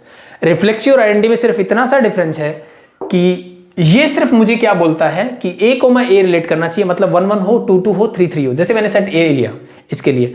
बट इसके अलावा अगर मान लो मैंने 1,4 भी लिख दिया तो मुझे कोई एतराज नहीं है सर, ठीक है, मुझे कोई एतराज नहीं है। मतलब एटलीस्ट ये सारे होने चाहिए, 1 1 होना चाहिए, 2 2 होना चाहिए और 3 3 होना चाहिए। अगर मैंने इनमें से किसी को गायब कर दिया तो फिर ये रिफ्लेक्सिव भी नहीं रहेगा, ठीक है। तो मींस 1,1 होना चाहिए, मतलब एलिमेंट अगर 1 है तो 1,1 हो, 2,2 हो, 3,3 हो, इसके अलावा कुछ भी हो कोई फर्क नहीं पड़ता, तब ये सेट क्या रहेगा, रिफ्लेक्सिव रहेगा। तो आइडेंटिटी और रिफ्लेक्सिव में सिर्फ यही डिफरेंस है। आइडेंटिटी सिर्फ मुझे बोलता है कि जितने एलिमेंट है वो खुद से रिलेट करे, बस, उसके अलावा कुछ नहीं होना चाहिए, ना उससे कम ना ज्यादा। ये क्या बोलता है, कम नहीं होना चाहिए, ठीक है, कम नहीं होना चाहिए, बराबर चलेगा और ज्यादा भी चलेगा। मतलब क्या हुआ कि अगर मैं सिर्फ ये सेट पूछूं आपसे, क्या ये आइडेंटिटी, आप बोलोगे सर बिल्कुल आइडेंटिटी, हमने जस्ट सीखा। क्या ये रिफ्लेक्सिव है? यस, ये रिफ्लेक्सिव भी है, ठीक है। क्यों? क्योंकि सर 1 1 2 2 3 3 ये मुझे चाहिए, इसके अलावा कुछ है तो अच्छी बात है, नहीं है तो कोई बात नहीं, ठीक है। तो अगर मैं अब ये पूछूं, ये जो क्वेश्चन था ये इसी से रिलेटेड था, ये क्वेश्चन नंबर 3 आपका शायद, आई थिंक। सेट ए आपको गिवन है 1 2 3 4 एंड देन शो दैट ये जो रिलेशन गिवन है is reflexive but neither symmetric no transitive. Prove करना है कि क्या ये रिफ्लेक्सिव है, मुझे प्रूव करना है कि ये रिफ्लेक्सिव है बट ट्रांजिटिव सिमेट्रिक नहीं, उसके बारे में हम बात करने वाले हैं। तो रिफ्लेक्सिव चेक करो क्या है। क्या देखो, इस सेट में 4 एलिमेंट है, 1 2 3 4। 1 1 से रिलेट करता है, बिल्कुल सर। 2 2 से रिलेट करता है, बिल्कुल सर। 3 3 से रिलेट करता है, बिल्कुल सर। 4 4 से रिलेट करता है, बिल्कुल सर। तो इसका मतलब इसके अलावा कुछ भी हो कोई फर्क नहीं पड़ता मुझे, इतना है ना, है, इसका मतलब ये जो है वो रिलेशन रिफ्लेक्सिव है। तो सिंपल आप ये बोलोगे कि फॉर ऑल, यही बोलते हैं, for all A belongs to A, A belongs to relation R, therefore we can say that this relation is a reflexive relation। Simple सा तरीका होता है इसको सॉल्व करने का। देखो कितना सिंपल सा था सॉरी, सिंपल है ना, क्योंकि 1,1 2,2 3,3 4,4 मैंने चेक किया, सब बिलोंग करते हैं। तो मैं बोल दूंगा कि इन जनरल मैंने बोला कि A के जितने भी एलिमेंट हैं वो खुद से रिलेट कर रहे हैं इस रिलेशन के अंदर, तो मतलब ये रिफ्लेक्सिव रिलेशन है। तो ये हो गया आपका नेक्स्ट टाइम, ठीक है। तो identity reflexive, I think in दोनों में किसी को कोई प्रॉब्लम नहीं होनी चाहिए। अब मैं आइडेंटिटी को देता हूं हटा, क्योंकि इससे रिलेटेड आपसे क्वेश्चन एग्जाम में नॉर्मली नहीं पूछे जाते हैं, इसका वैसे नॉर्मली यूज होता है, बट रिफ्लेक्सिव से रिलेटेड पूछे जाते हैं, ठीक है। तो इसको हम यहीं रखते हैं। नेक्स्ट हम बात करते हैं योर सिमेट्रिक रिलेशन। नेक्स्ट आपका होता है सिमेट्रिक रिलेशन। अब ये सिमेट्रिक रिलेशन क्या होता है? ये रिलेशन मुझे ये बोलता है, सिमेट्रिक वर्ड सुना है, लेफ्ट में राइट में, यानी मिरर इमेज कैसी होती है हमारी, सिमेट्रिक, ठीक है। जैसा मिरर के बाहर हो रहा है वैसा ही अंदर होता है, सेम एज इट इज दिखना चाहिए। तो इसका कहने का मतलब क्या है, उसी कॉन्सेप्ट से कि अगर A, B जो है वो किसी रिलेशन को बिलोंग करते हैं R, A, B जो है वो किसी भी रिलेशन में है R में, ठीक है।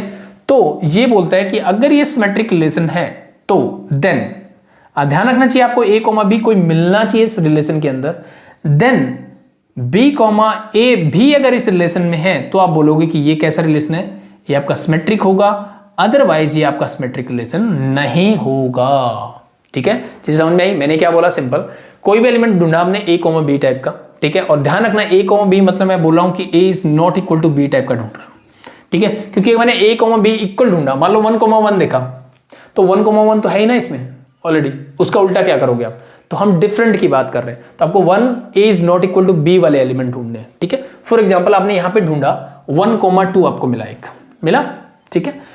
तो इस रिलेशन में आपको 1,2 मिला, तो अगर ये सिमेट्रिक है तो इसका उल्टा, यानी 1,2 का उल्टा क्या होगा, आप बोलोगे सर 2,1, 2,1 भी इस रिलेशन में होना चाहिए, तब आप बोलोगे कि ये रिलेशन कैसा होगा, सिमेट्रिक, अदरवाइज ये सिमेट्रिक नहीं होगा।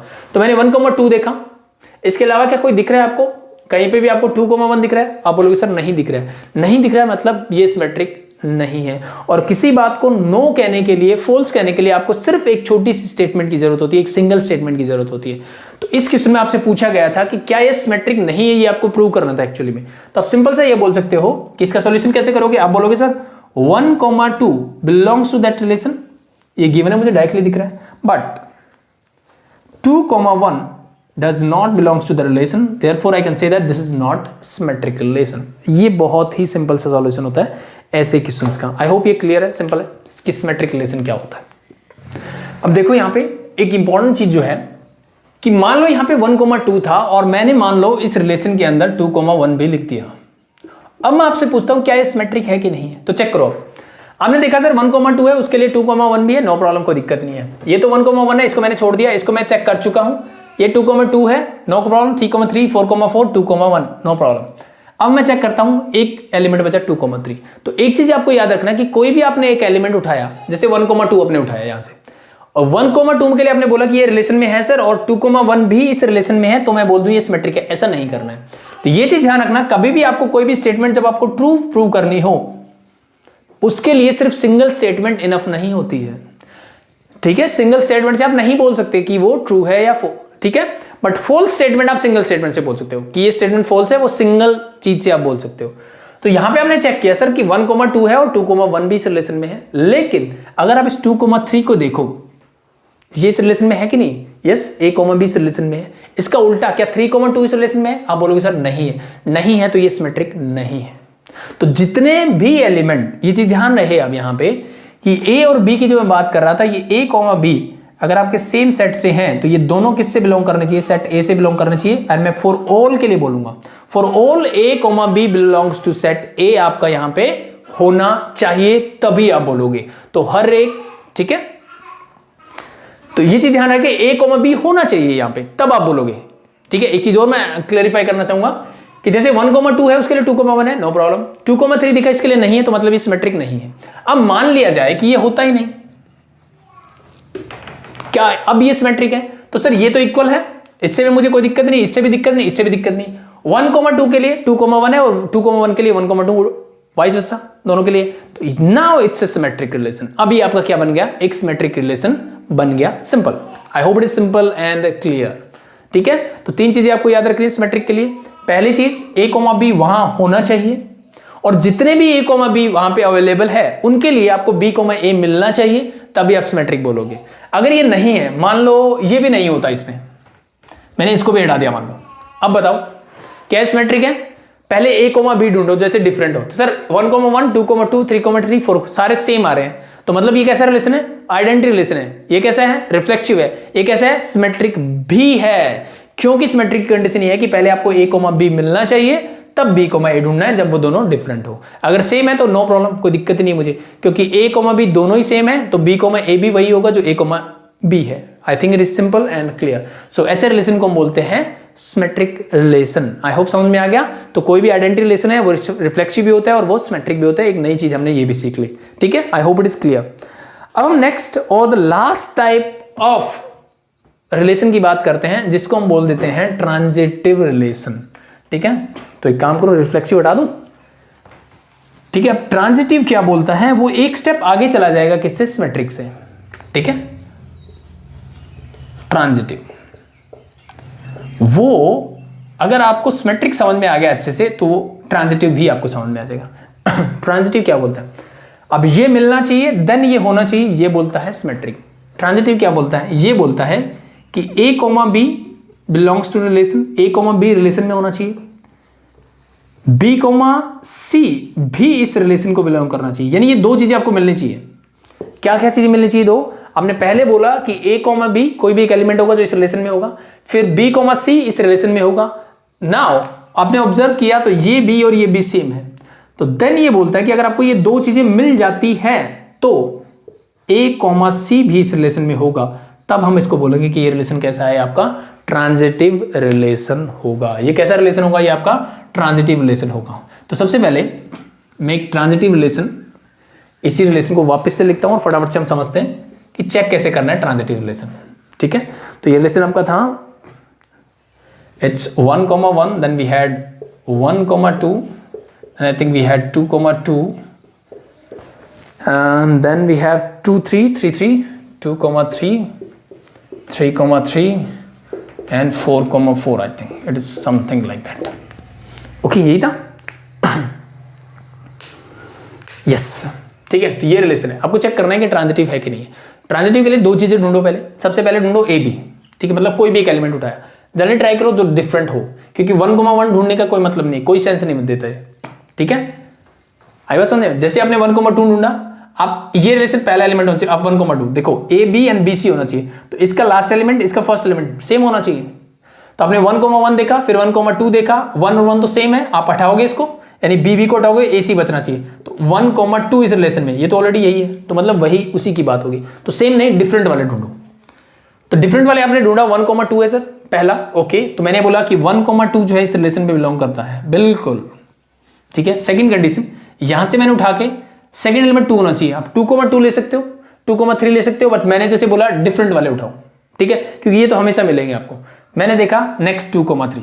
अब देखो ये भी इस रिलेशन में बिल्कुल है सर, क्योंकि मैंने ये से तो उठा के लिखा, ये 2 है, ये 2 है, बाकी बचा first element first, second second. तो ये इस रिलेशन में अगर होगा तो मैं बोलूंगा कि ये ट्रांजिटिव है, अदरवाइज ये ट्रांजिटिव नहीं होगा। ढूंढो 1,3 कहीं दिख रहा है क्या? आप बोलोगे सर नहीं दिख रहा, नहीं दिख रहा है, इसका मतलब ये ट्रांजिटिव नहीं है, ठीक है। मान लो इसमें कहीं पे भी 1,3 होता, मान लिया मैंने 1,3 है, देन इट्स ओके, ये कंडीशन सेटिस्फाई होगी तब कि 1,2 है, 2,3 है, तो 1,3 भी इस रिलेशन में है, ठीक है। नहीं होता तो डायरेक्टली मैंने बोल दिया ट्रांजिटिव नहीं है। अगर है तो क्या होगा? सिंपल। इसके अलावा फिर और एग्जांपल ढूंढो आप, ठीक है, कोई और एग्जांपल ढूंढो जो डिफरेंट एलिमेंट, जैसे आपने 2,3 ढूंढा, अब 3 से स्टार्ट होने वाला कोई एलिमेंट है क्या? आप बोले सर 3,3 वाला है, तो ये कोई फायदा नहीं है, ठीक है। 1,2 के साथ आप कर सके हो, 1,3 वहां पे है, तो ऐसा कोई एलिमेंट नहीं है। मतलब अब ये पूरा का पूरा रिलेशन आपका कैसा बन गया? ट्रांजिटिव रिलेशन बन गया है, सिंपल, ठीक है। तो जैसे सिमेट्रिक में चेक किया वैसे ही करना है। ध्यान रहे आपको पहली 2 चीजें मिलना जरूरी है, तब आप थर्ड कंडीशन पे जाओगे। अगर आपको पहली 2 चीजें ना मिले तो आप डायरेक्टली बोल दोगे कि ये रिलेशन कैसा है? ट्रांजिटिव है। अगर आपको यहां पे सिमेट्रिक में फर्स्ट कंडीशन ही ना मिले तो आप डायरेक्टली क्या बोल दोगे? ये रिलेशन कैसा है? सिमेट्रिक है। ये चीज आप ध्यान रखेंगे। फॉर एग्जाम्पल मैंने इसको 1,2 को ही हटा दिया मान लो, ठीक है, 1,2 को हटा देते हैं एंड देन बाकी रहने दो। अब मैं आपसे पूछता हूं कि क्या ये रिलेशन जो गिवन है वो ट्रांजिटिव है कि नहीं है? तो पहली 2 कंडीशन को सेटिस्फाई करने के लिए चलो सेम वालों को छोड़ ही दो, इनको तो देखना ही नहीं होता, डिफरेंट वाले उठाओ, सिर्फ डिफरेंट वालों को चेक करना होता है। 2,3 यानी A, B मिल गया सर। अब 3 से स्टार्ट होने वाला दूसरा कोई ऑर्डर्ड पेयर है क्या इस रिलेशन के अंदर? आप बोलोगे सर नहीं है, नहीं है तो इसका काम भी खत्म।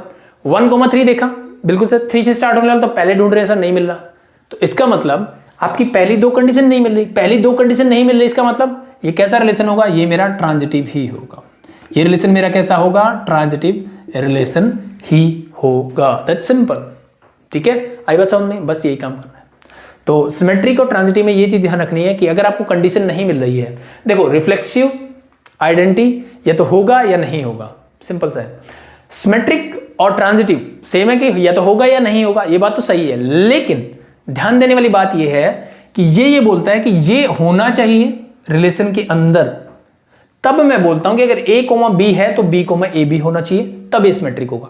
मान लो यही नहीं है तो फिर इसका कोई अस्तित्व नहीं है, तो मैं डायरेक्टली बोल दूंगा भाई ये सिमेट्रिक ही है, ठीक है। सेम ट्रांजिटिव में है, पहली 2 कंडीशन अगर सेटिस्फाई होती है तब मैं बोलूंगा कि थर्ड कंडीशन भी सेटिस्फाई होनी चाहिए। पहली 2 कंडीशन ही नहीं है तो मैं बोलूंगा डायरेक्टली कि ये ट्रांजिटिव ही होगा। That's simple, okay, I hope it is clear.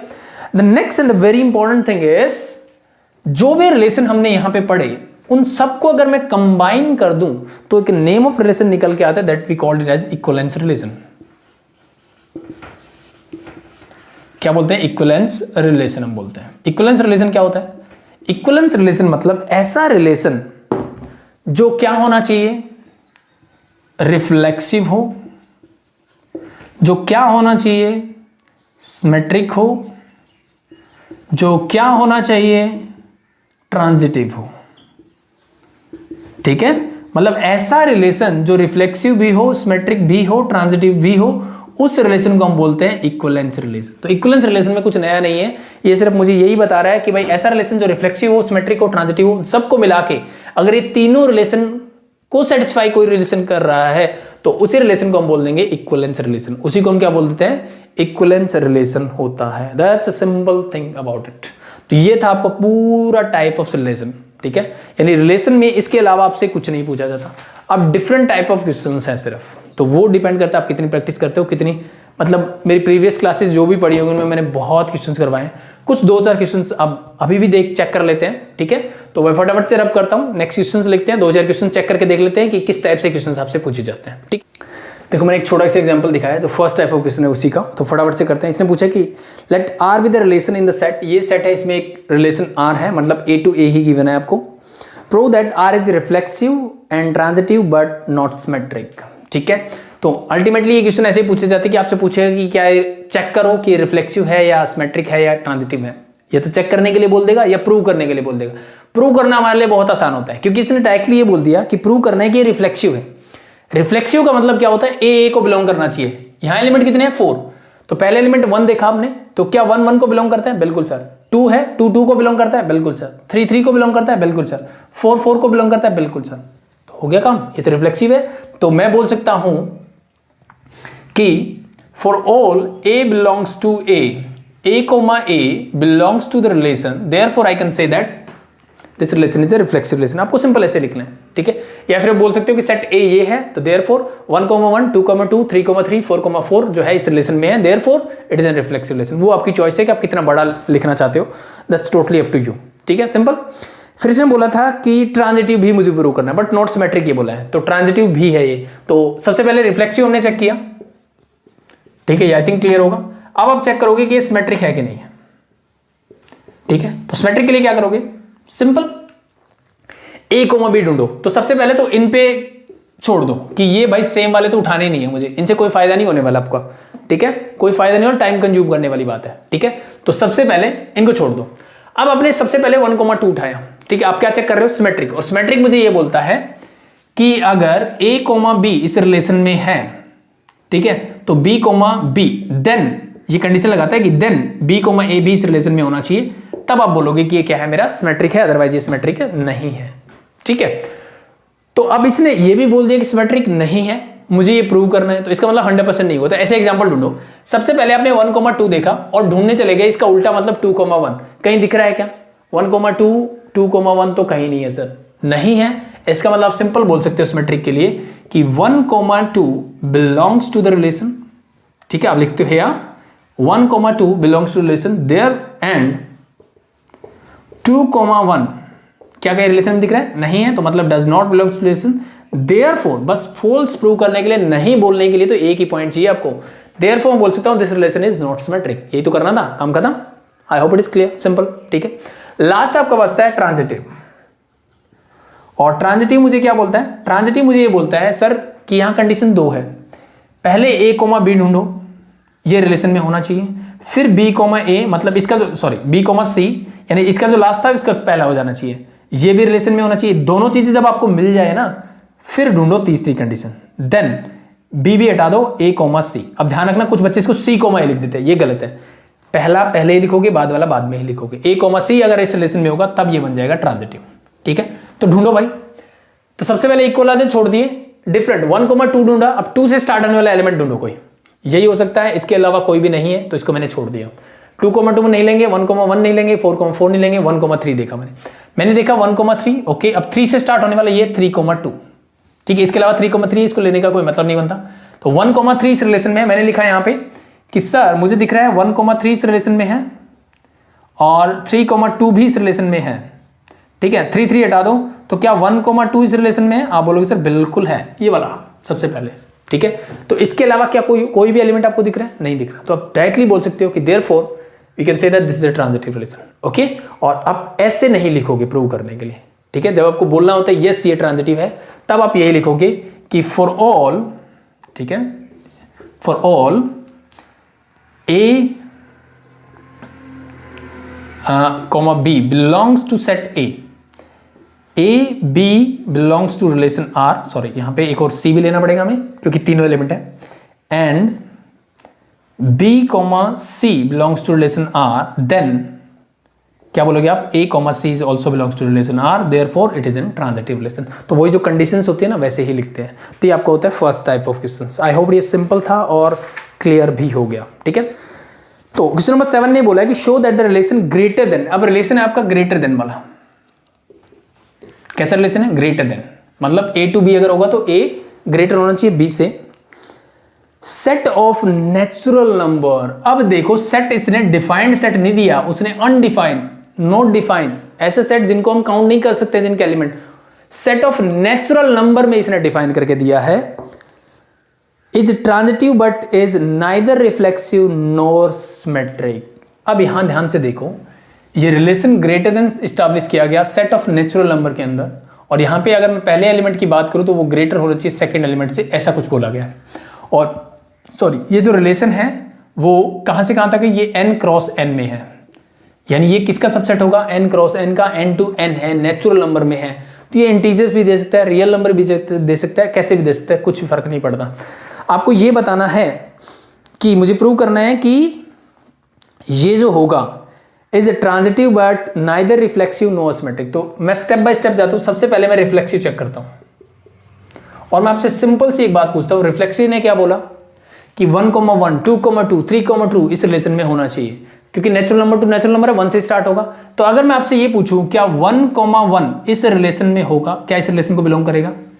आप बोलोगे सर ये रिलेशन है A is greater than B, यानी पहला एलिमेंट दूसरे से बड़ा होना चाहिए, तो क्या 1 जो है वो 1 से बड़ा है? आप बोलोगे नहीं है सर। नहीं है तो मैं डायरेक्टली यहां से बोल सकता हूं कि 1, 1 जो है वो इस रिलेशन को बिलोंग नहीं करते, इसलिए रिफ्लेक्सिव नहीं है। कोई भी एक एग्जांपल उठाया, 2, 2 ले लो, 4, 4 ले लो, कुछ भी ले लो, वो आपकी चॉइस है। तो आप डायरेक्टली एक एग्जांपल से बोल सकते हो कि रिफ्लेक्सिव नहीं होगा, सिंपल। अब हम ढूंढते सिमेट्रिक।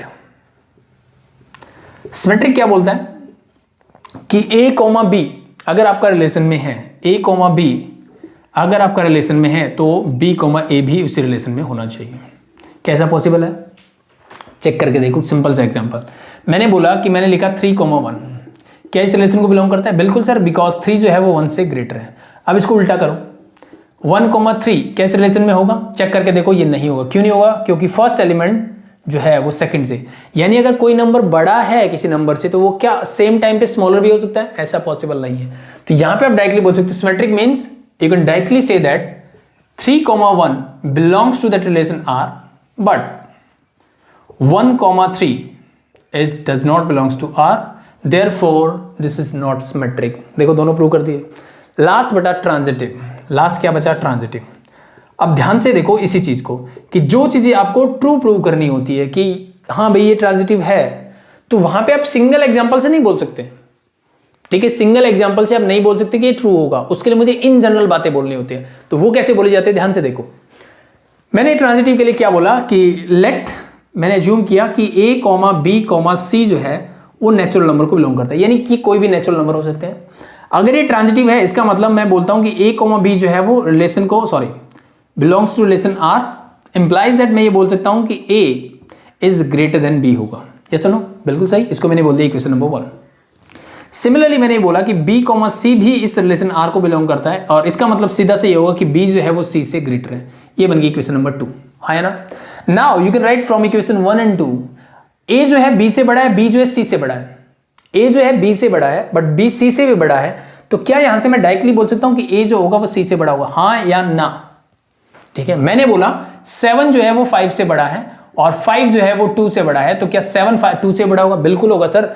ये इससे बड़ा है तो ये तो इससे भी छोटा है, तो इसका मतलब ये 100% बड़ा होगा। तो डायरेक्टली मैं also therefore I can say that from 1 and 2 A is greater then C। और अगर A C से बड़ा है तो इसका मतलब क्या हुआ? इसका मतलब सीधा से ये हुआ कि A, C इस रिलेशन में होगा। और अगर A, C, A भी एक रिलेशन में है, B, C भी रिलेशन में है, B भी हटा दिया, अगर A C इस रिलेशन में, इसका मतलब ये रिलेशन कैसा है? ट्रांजिटिव।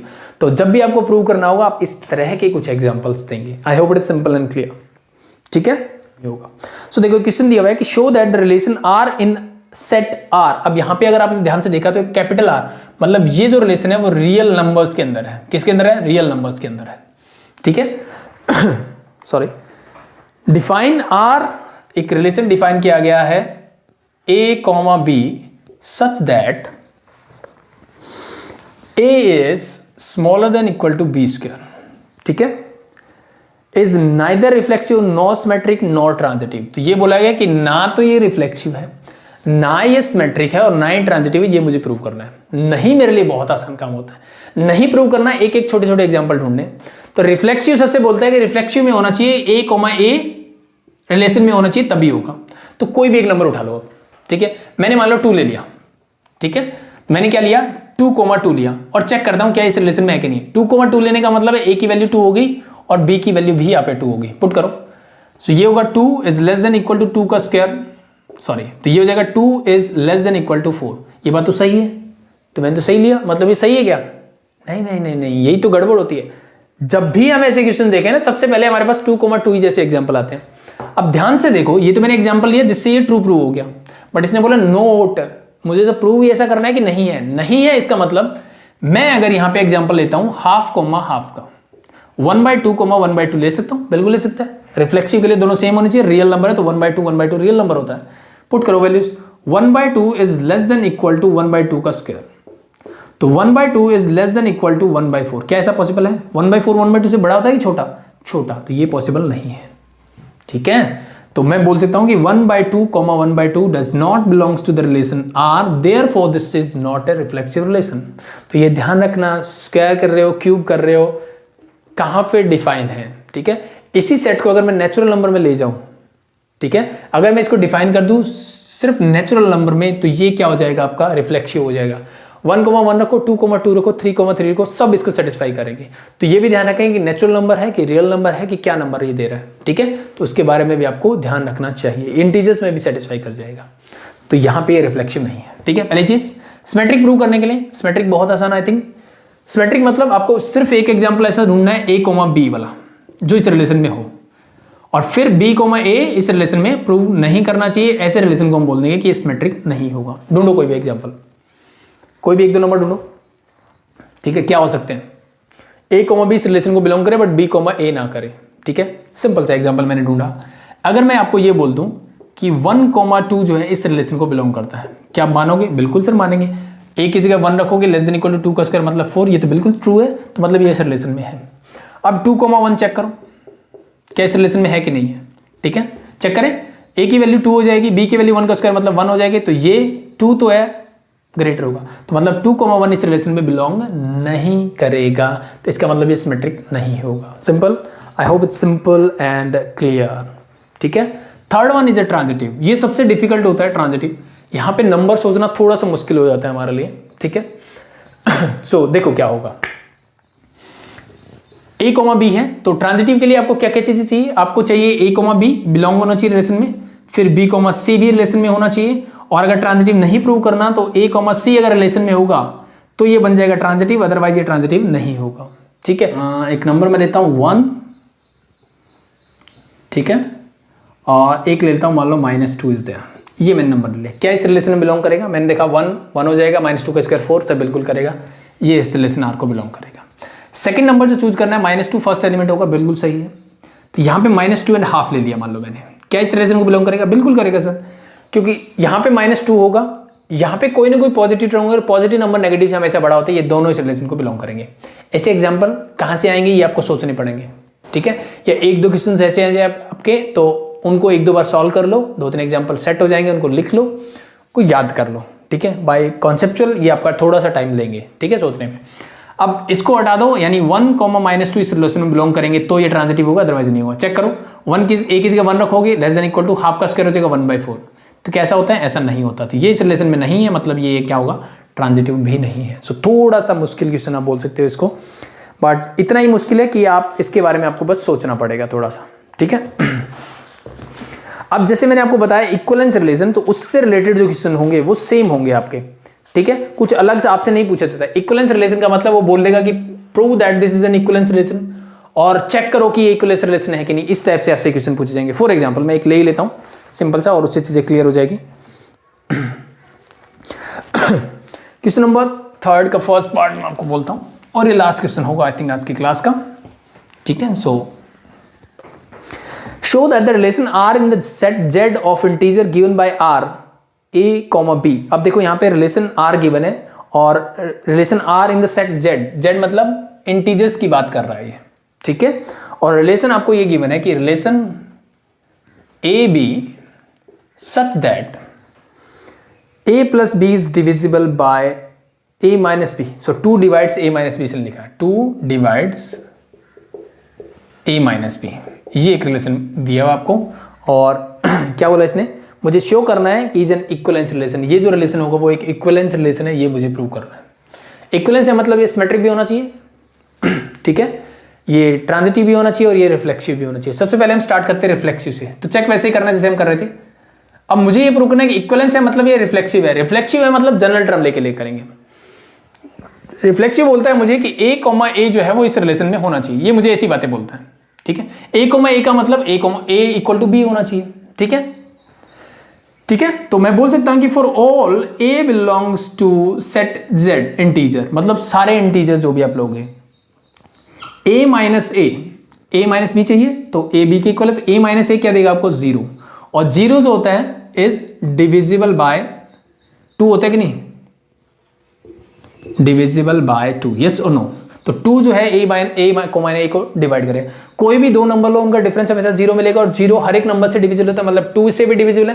तो इसका मतलब मैं डायरेक्टली बोल सकता हूँ therefore for all a belongs to z, a belongs to the relation R, therefore it is an reflexive relation. सबसे पहला काम आया कि ये मेरा रिफ्लेक्सिव रिलेशन है। चीजें क्लियर?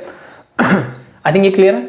रिफ्लेक्सिव के बाद नेक्स्ट आता है आपका सिमेट्रिक। सिमेट्रिक क्या बोलता है? सेम कॉन्सेप्ट लेते हैं। सिमेट्रिक ये बोलता है सर कि मैंने लेट कर लिया एक मिनट के लिए कि a, b जो है वो रिलेशन सेट z में बिलोंग करते हैं। अगर a, b जो है वो इंटीजर है एंड मैंने ये बोला कि a minus b is divisible by 2, ठीक है, 2 से डिविजिबल है। इसका मतलब मैंने क्या बोला कि a, b जो है वो इस रिलेशन में है।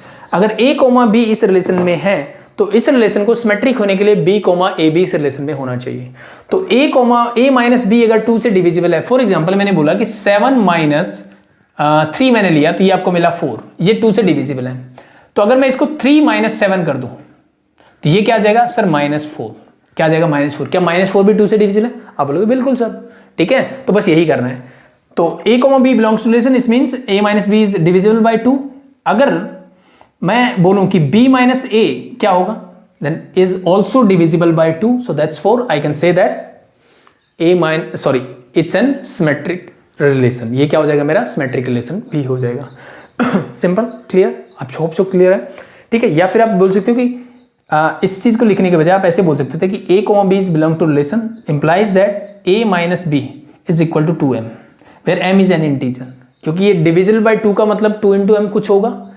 अब मैंने दोनों तरफ माइनस कॉमन लिया तो ये बन जाएगा minus b, a। Minus common लोगे तो ये माइनस हो जाएगा, ये plus is equal to minus का 2m। तो अगर ये 2 से डिविजिबल है तो ये भी तो 2 से डिविजिबल है, सिर्फ नेगेटिव साइन ही तो आया। तो I can say that b, is also belong to that relation, therefore it is an symmetric relation. ऐसे ट्रांजिटिव आप प्रूव करोगे। ट्रांजिटिव के लिए क्या बोलोगे कि a, b, c कोई भी 3 इंटीजर है, ठीक है। अब यहां पे मैंने बोल दिया कि a, b जो है वो रिलेशन में है, इंप्लाइज दैट क्या होगा? a minus b is equal to, मान लो मैंने लिख दिया 2m, कि 2 से डिविजिबल है। सिमिलरली मैंने बोला कि b, c भी इस रिलेशन R को बिलोंग करते हैं, और ये इसका मतलब ये हुआ कि b माइनस c का मतलब भी, अब 2m मत लिख देना, 2m कुछ अलग इंटीजर लेना, क्योंकि जरूरी नहीं है दोनों का रिजल्ट सेम हो। 2 से डिविजिबल होंगे बट अलग हो सकता है। दोनों को ऐड कर दो। दोनों को ऐड करने से क्या होगा? ये इससे कैंसिल आउट, आपको मिला a minus c is equal to 2m plus n। 2 मैंने कॉमन ले लिया, m प्लस n बचा। तो क्या ये 2 से डिविजिबल है? यस। तो a माइनस c का डिफरेंस भी 2 से डिविजिबल है, देयरफॉर मैं बोल सकता हूं कि a, c is also belongs to the relation, therefore it is an transitive relation. So the relation which is reflexive, symmetric and transitive, we called it as the equivalence relation. That's it. I hope that's simple and clear. Okay, so इससे related आप जितने questions करोगे well and good है, तो try कीजिए। जो basic concept था एक तरह से मैंने रिवीजन पॉइंट ऑफ व्यू से चीज़ें करवाई आपको, अगर सारे क्वेश्चन सही है तो full detail video already on the channel है, आपके पास प्लेलिस्ट भी बनी हुई है, वहाँ से आप चेक कर सकते हो, ठीक है। बट ये क्विक रिवीजन था रिलेशन का। I hope it is clear. More than revision ही आप बोल सकते हो कि मैंने बहुत सारी चीज़ें आपको बताई है, तो कुछ भी छूटा नहीं है यहाँ से ऐसा जो आपके एग्जाम पॉइंट ऑफ व्यू से इंपॉर्टेंट हो, ठीक है। So thank you very much for watching. Okay, so bye bye.